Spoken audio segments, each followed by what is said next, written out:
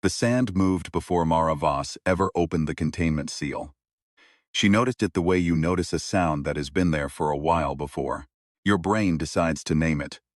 A slow, deliberate shifting in the lower corner of the sample tray, like something's breathing beneath a dune. She set down her coffee.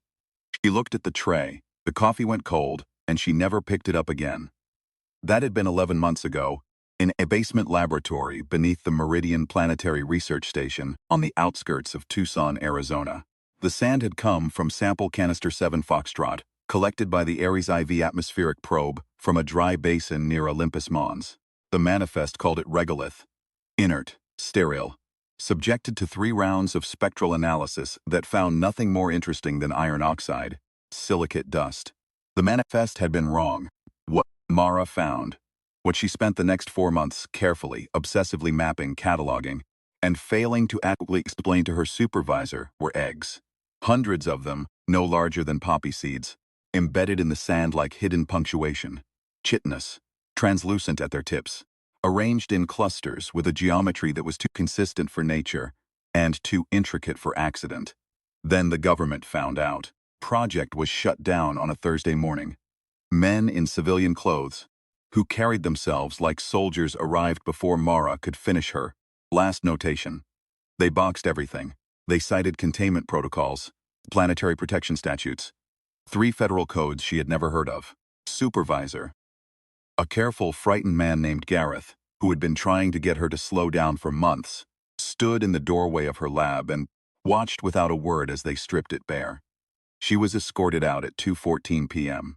with a badge that no longer opened any doors and a non-disclosure agreement the thickness of a medical textbook.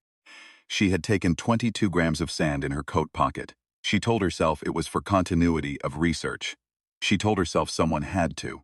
She told herself all the things people tell themselves when they are doing something they already know will cost them everything they have.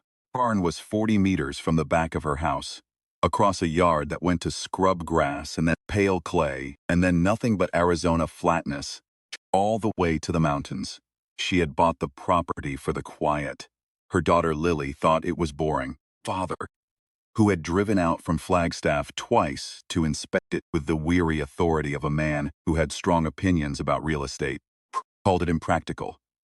He was probably right about most things, her father.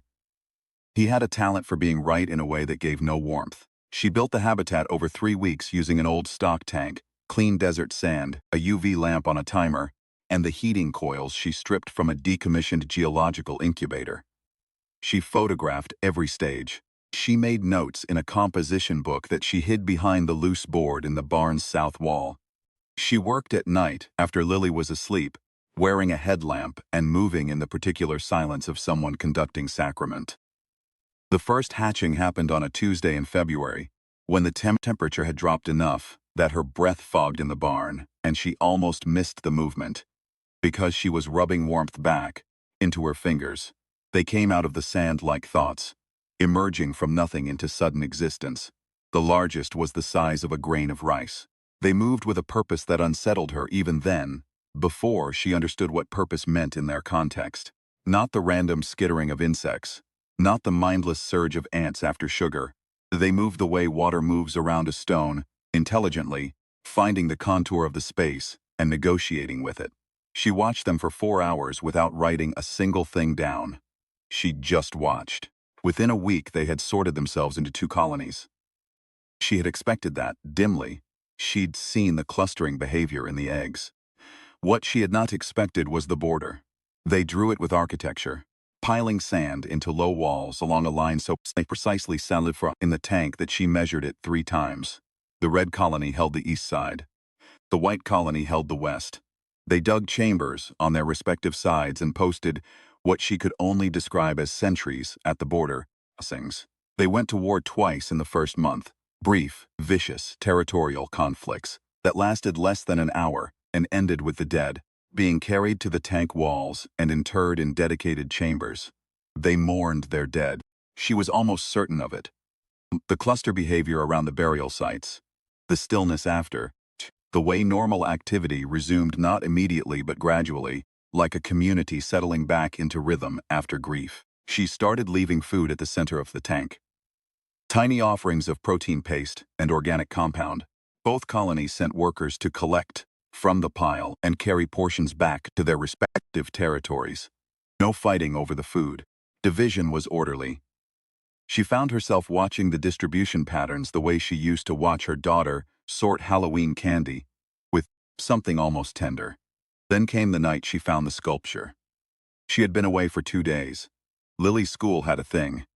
Then her father had called, and that call had lasted 90 minutes and left her hollowed out in the specific way that calls with him always did. Some argument about her brother died in service and who her father had loved with a completeness he had never managed for her. She came back to the barn late, pushed open the door, swept her headlamp across the tank. They had built her face. It rose from the white colony's side of the tank, constructed from packed sand and some secreted mineral compound that gave it a faint luminescent quality. It was not detailed, not a portrait, not any kind of representational precision, but it was unmistakably a face, and it was unmistakably hers, the shape of the jaw, the angle of the brow, the eyes which were two shallow concave depressions that somehow, in the lamp's beam, looked like they held depth. She sat down on the barn floor. She sat there for a long time. The red colony had built nothing yet, but when she looked closely at the east side of the tank, she saw them watching her. The sentries had oriented themselves toward her and were still in a way the white colony's workers were not. Studying, measuring. She had the thought, irrational, impossible, completely unavoidable, that they were deciding something. She started coming every day, twice a day. She would spend an hour in the morning before Lily woke up and another hour after dinner when her daughter was reading in her room and the house had settled into its evening quiet. She told Lily she was working on a project. This was not exactly a lie. She told her father nothing. This was not exactly unusual. The sculptures multiplied. Both colonies built them now, the white colony refining the first effigy and beginning a second, the red colony constructing their own interpretation, which was angular and severe, where the white colony's was softer, portions somehow more accurate despite the starker style. She started talking to them. She knew how that sounded. She talked anyway. Quiet, inconsequential monologue, the kind you have with a garden or a long drive, not expecting response, but finding something in the speech itself. She did not starve them. She did not mistreat them. She did not introduce other creatures into the tank to see how they would respond to threat. Later, she would understand that these were the things she did not do, and that the not doing was everything. What she did was watch. She watched, with the particular attention of someone who has been waiting their whole career for a question worth asking. She had come to planetary biology through her father's opposition. He had wanted her to study something practical, something with clear applications, something that would not require her to spend 11 months in a basement looking at dirt. Her brother Elliot had wanted to be an astronaut. He had joined the Marines instead because their father had said it was more realistic, and he had come home from his second tour in a flag-folded box. And her father had placed his medals in a glass case in the living room and never mentioned wanting realistic things again. Mara had kept studying dirt. She was watching on the night the red colony crossed the border. It was not an attack. She almost missed the distinction. A single red colony worker moved to the center line, paused at the sand wall, and then, slowly, full view of both colonies' sentries, climbed over it and walked to the white colony's side. No response from the whites. No alarm, no mobilization. The red worker moved to the nearest effigy, Mara's face in the white colony's angular style, and touched it. Pressed its forebody against the base of the sculpture for a long moment, then turned and walked back. A diplomat, she thought, then immediately felt ridiculous, and then stopped feeling ridiculous, because the next night 2 white colony workers crossed to the east side and did the same. She wrote it all down. She photographed everything. She compiled 6 months of observation into a document that she then could not send to anyone, because she had a non-disclosure agreement, and because what she had taken from the lab was evidence of federal theft, and because no one would believe her without the formal chain of custody that she had destroyed by smuggling the eggs in her coat. She called her old colleague Janet, who had been on the Meridian project before the shutdown, and who now worked at a university in Oregon. She did not mention the barn or the tank or the 22 grams of sand. She asked hypothetically, what Janet thought the government had been afraid of. Janet said after a pause, I think they were afraid of exactly what it sounds like you've found. I haven't found anything, Mara said. Of course not, Janet said, and she hung up. The bite happened in the 7th month. She had been reaching into the tank to replace the UV lamp. A stupid mistake. She knew it was a stupid mistake, even as she was doing it. But the lamp had failed, and the colonies needed consistent light cycling, and she told herself she would be careful. She was not careful enough. A red colony sentry, which had never shown aggression in 7 months of observation, moved faster than she had known they could move, and she felt the sting on the meat of her palm before she even processed what was happening. She pulled her hand back. She held it under the barn light. 2 small marks, already reddening. She was in the barn's back room applying antiseptic when Lily knocked on the door. Mom, are you okay? I saw the light. I'm fine, Bug. My hand on a nail. The lie came easily, which she did not like. Go back to bed. A pause. Can I see them sometime? The ones in the tank? She looked at her hand. The redness was spreading faster than a simple, irritant reaction should account for. Maybe soon, she said. She felt the fever by midnight. By morning it had climbed enough that her thinking had a new texture. Slippery at the edges. Resistant to the usual order. She called in sick to her work at the University Extension Office. The cover job she had taken after Meridian. The job her father called a waste of her training. She went to the barn. She should not have gone to the barn. She spent the next 3 days in the grip of something that was not quite illness and not quite anything else. She slept on the cot she kept in the barn for late nights. She watched the colonies with an intensity that no longer felt like scientific observation, and she understood the distinction, but found that she could not make herself care about it. Fever did something to the way she processed what she was seeing. It filed down the insulation between observation and interpretation, and she began to feel, with a certainty that the healthy parts of her mind identified as irrational, that they were communicating with her, not in language, not in anything she could have put a name to, but in the arrangement of the sculptures, which had grown more complex, in the behavior at the center line, which had evolved into something that looked almost like trade. Exchanges of small constructed objects between the colonies happening now with a regularity that suggested schedule. On the 3rd night, the fever broke. She lay on the cot in a damp shirt, shaking slightly, and looked at the tank, and saw the colonies clearly for the first time in days. What she saw frightened her. They had built a new sculpture. It was not her face. It was her face and Lily's face together. The 2 profiles facing each other, constructed on the center line, which meant both colonies had built it jointly, which meant they had cooperated in an act of representational art depicting the scientist and her child. She started crying. She did not entirely know why. She called her father the next morning. He answered on the 4th ring with the particular guardedness he reserved for calls from her, a kind of preemptive bracing that she had spent 40 years learning to interpret. I need you to come out, she said. What happened? Nothing happened. I need you to see something. I need someone to see it. A silence. Father's silences had textures too. This one was calculation. Mara, if you've gotten yourself into something federal again, just come out, Dad. He drove out on a Saturday. He walked through the barn with his hands in his jacket pockets and his face arranged in the expression she associated with his management of things he did not understand but would not admit to. He looked at the tank for a long time. They built that, she said, both colonies. Together. He looked at the double portrait on the center line.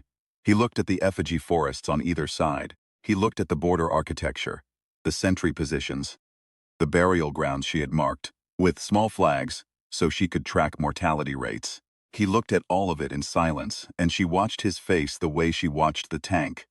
For small movements, for evidence of interior process. Your brother would have loved this, he said finally. She had not expected that. Of all the things he might have said, she had not built a model that produced that output. She felt something shift between them, some tectonic adjustment so slight it could only be felt, not measured. Yeah, she said he would have. Her father nodded. What do you need? I need to report this. But if I report it, they take them. And I don't know what they'll do with them. The last time they shut it down. They were afraid. They didn't understand what they were looking at. Her father looked at the tank again. At the double portrait. Shh. Do you understand what you're looking at? I think they're trying to show me that they understand what they're looking at, she said. That's what the sculptures are. They saw me watching them. They started building images of the watcher. She stopped. That's not what insects do. No, her father said. It's not. He stayed for dinner. He sat across from Lily, and they talked about school, and about the mountains, and about a hike they had done together 2 summers ago. And Mara watched them and thought about the double portrait on the center line, and about how understanding works. How it requires seeing the other, clearly enough to represent them, how representation is the beginning of all real contact, how the colonies had been trying to make contact in the only language they had, and she had been the only one listening. Gareth showed up 3 weeks later. She had not invited him. He stood in her driveway in a blue jacket that was too light for the October evening, holding a coffee from the drive-thru on Route 9, and he had the look of a man who had done something he was not sure he could justify. I need to know if you have them, he said. She looked at him for a moment. Come inside. He sat at her kitchen table and she made tea, and he told her what she had already suspected.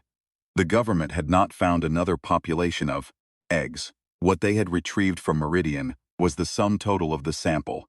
The 22 grams she had taken represented the last viable population of Martian life yet discovered. Project had been shut down, not because the eggs were dangerous, but because the committee could not reach consensus on what to do with something so significant, and in the absence of consensus, the default was containment. Containment ended when you walked out with your coat pocket full of Martian biology, he said. Containment ended when they decided that not deciding was the same as deciding, she said. He looked at his tea. He was not a bad man, Gareth. He was a man shaped by institutions, which was a different thing. I have to report that I spoke with you. I know. They'll come, Mara. I know. Whatever you're doing in that barn, you should know they have people who will want to take it apart. Not out of cruelty. They'll tell themselves it's procedure. Procedure, she said. Right. After Gareth left, she went to the barn. She sat in front of the tank for a long time. The colonies were doing their nightly work, a slow, unhurried industry of construction and trade and quiet diplomacy at the center line. Both colonies had sentries facing her. They always had sentries facing her now. She had come to think of it not as surveillance, but as attention, and the distinction seemed important. She opened her composition book.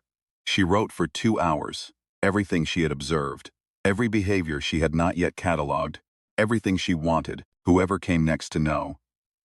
She wrote about the war patterns and the morning behavior, and the border diplomacy. She wrote about the sculptures. She wrote about the night of the fever, and what she had felt and what she now believed about the difference between feeling and knowing. She wrote about Lily and about her father and about Elliot, who had wanted to go to space and had gone to a desert instead and had not come back, and how sometimes she thought the reason she had kept going down to look at the sand was because it came from somewhere he had always wanted to reach. She had another thought then. Not quite rational, but she was past requiring her thoughts to be rational. She picked up her phone and called Janet. They're going to come get them, she said. I know, Janet said. I need you to see them first, before they do. Janet drove through the night. She arrived at 5 in the morning with red eyes and a laptop bag, and she stood at the tank for 45 minutes without saying anything. Then she said, Mara, these are problem solving. Look at the border exchange. They're not trading resources. They're trading information. I know. They've been learning from you. Everything you did, the food placement, the light cycling, the fact that you didn't introduce predators or stressors. They've filed all of it. They've been building a model of your behavior. That's what the sculptures are. A model. Of their God, Janet said, with a scientist's precise discomfort with the word. They're, whatever the equivalent is, the thing that controls their environment. They've been trying to understand it. Trying to understand me. Trying to understand you. They stood there together in the barn's amber light, Two women in their 40s, who had both sacrificed things for science and gotten in return the particular loneliness of knowing more than you can. Explain to the people who decide what matters. Outside, the desert was beginning to go pale with pre-dawn. Inside, the colonies moved in their ordered, purposeful way, centuries forward. Workers at their tasks. The center line its own small civilization of exchange and mutual recognition. What do we do? Janet said. Mara had been thinking about this. Since the night Gareth sat at her kitchen table, she had been thinking about it the way her father used to think about difficult decisions. Not rushing to the answer, letting the shape of it form slowly, checking it from multiple angles. Her father had made a lot of mistakes with his children. He had also, when the situation was large enough, known how to hold still and wait for clarity. We document everything, she said. Everything. And then we make sure it can't be buried. They spent 4 days uploading files. Janet had connections in the academic world that Mara did not. 3 researchers at separate institutions who had the standing to receive and independently verify what Mara had, who had signed agreements to publish simultaneously if Mara gave the signal. The documentation was meticulous. Video, spectral analysis, behavioral logs, growth tracking, the architectural analyses that Janet ran in 2 all-night sessions on her laptop. The sculptures were photographed from 17 angles under different light conditions. The centerline diplomacy was mapped over 6 months of behavioral data. On the 5th day, 3 vehicles came up the drive. Mara was in the barn. She heard the vehicles and she set down her composition book, and she looked at the tank. At the colonies going about their morning work. At the double portrait on the center line which had been added to, the image of Lily had a companion figure now, smaller, which Mara had not been able to identify for 2 weeks, and which she now understood was her father, rendered in the red colony's angular style on the white colony side of the border, which meant the red colony had contributed the likeness of a person they had seen only once. She had not told them who he was.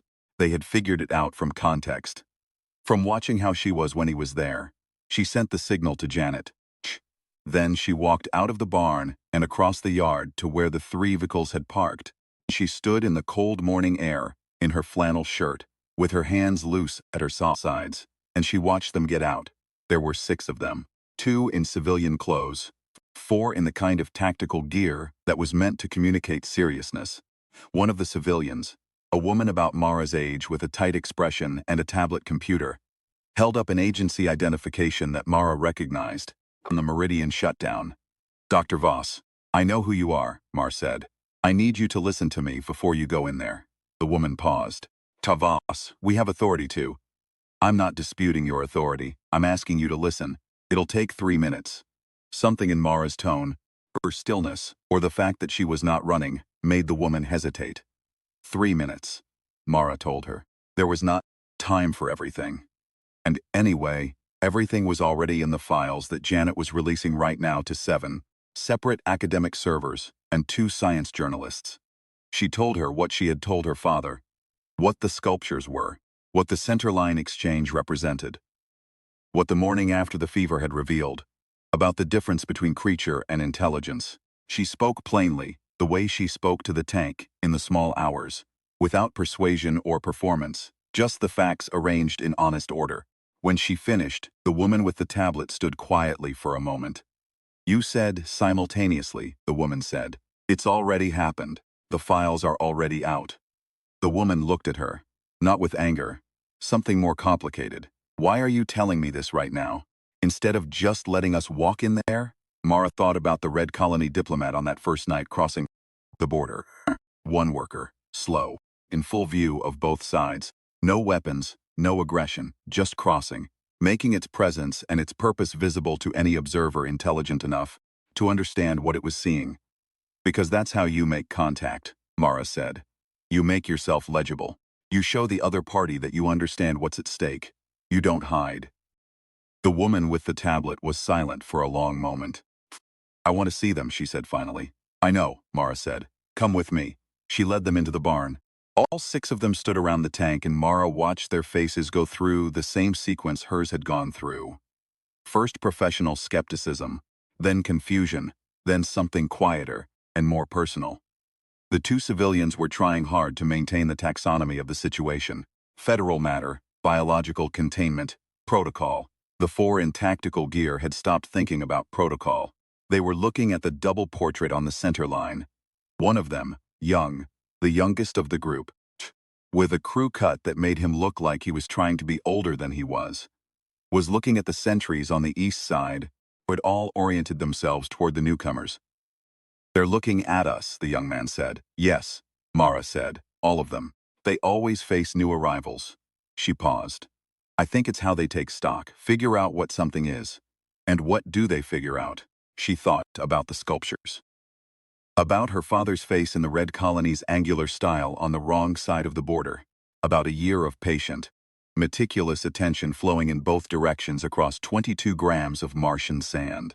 "I think they figure out what we mean to each other," she said. "And then they build it." The woman with the tablet had been on her phone. She lowered it. "The files you released, they're being indexed. We can't stop it. I know. Is going to be. There will be an enormous. I know." The woman looked at the tank, at the colonies and their architecture, and their border, and their mutual portraits of the person who had watched over them for 11 months without cruelty. "What do they need?" she asked. Mara blinked. She had not expected that question. She had built her model for a different question, for the legal argument, for the jurisdictional fight, the ethical case for continued independent research. She had not built a model for someone on the other side, simply asking what the colonies needed. "Consistent light," she said, recovering. "Temperature between 68 and 74 degrees. Protein supplement twice weekly." She stopped. "They do better when they're being observed. I think it regulates some in their... I don't have a word for it yet. Social calibration, maybe. They seem to use the attention the way we use mirrors." The woman with the tablet wrote something down. Outside, the desert was fully light now, the mountains purple in the distance, the clay going orange in the early sun. Lily would be waking up soon. Mara thought about what she would tell her daughter.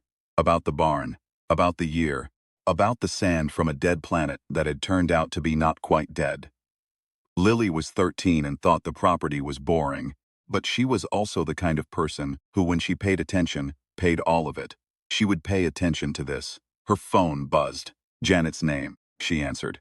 "It's live," Janet said. 300 academic servers. The two journalists are posting now. Going to be a statement from the Crawford Institute in an hour."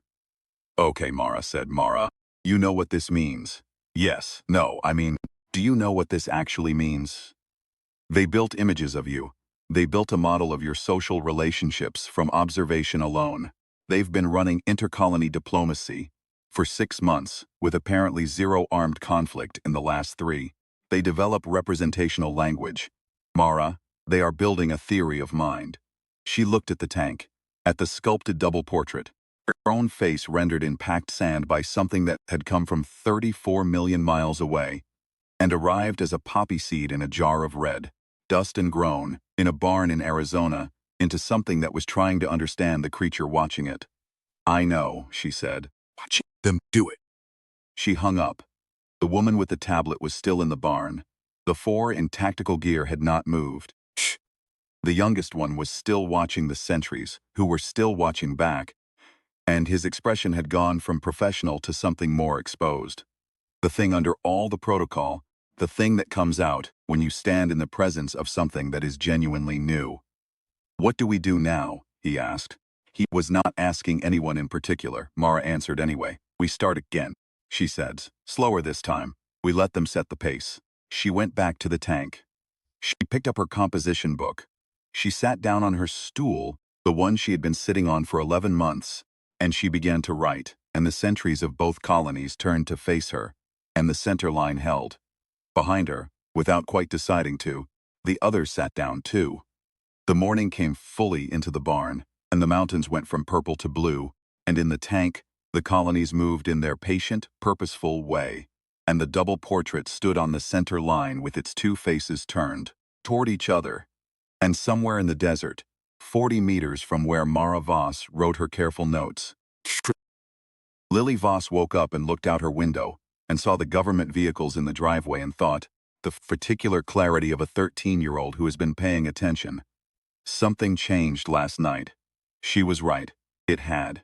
And 60 feet above the Arizona clay, in the low orbit where signal traffic thickens like weather, 7 servers lit up simultaneously, and the words went out and the world began.